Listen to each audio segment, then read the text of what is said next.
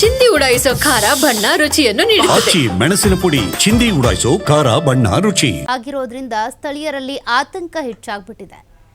ಈಗಾಗಲೇ ಅನೇಕ ಜಾಗದಲ್ಲಿ ಜಲಾವೃತ ಆಗಿರೋದ್ರಿಂದ ಮೊಸಳೆಗಳು, ಹಾವುಗಳು, ಕೀಟಗಳೆಲ್ಲ ಪ್ರತ್ಯಕ್ಷ ಆಗ್ತಾ ಇದ್ದಾವೆ. ಚಿಕ್ಕರಾಯನಹಳ್ಳಿ ವಿಸಿ ನಾಲೆಯಲ್ಲಿ ಮೊಸಳೆ ಪ್ರತ್ಯಕ್ಷ ಆಗಿರೋದು.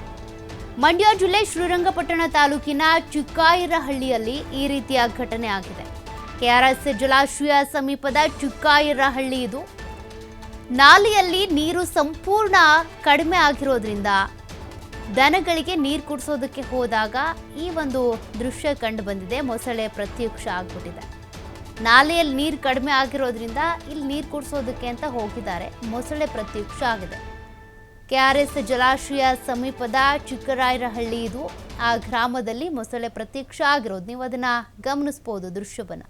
ದನಗಳಿಗೆ ನೀರು ಕುಡಿಸೋದಕ್ಕೆ ಅಂತ ಹೋದಂಥ ಸಂದರ್ಭದಲ್ಲಿ ಮೊಸಳೆ ಕಂಡಿದೆ. ಅಲ್ಲಿರೋ ಅಂಥ ಸ್ಥಳೀಯರೆಲ್ಲರೂ ಕೂಡ ಈಗ ಆತಂಕಗೊಂಡಿದ್ದಾರೆ.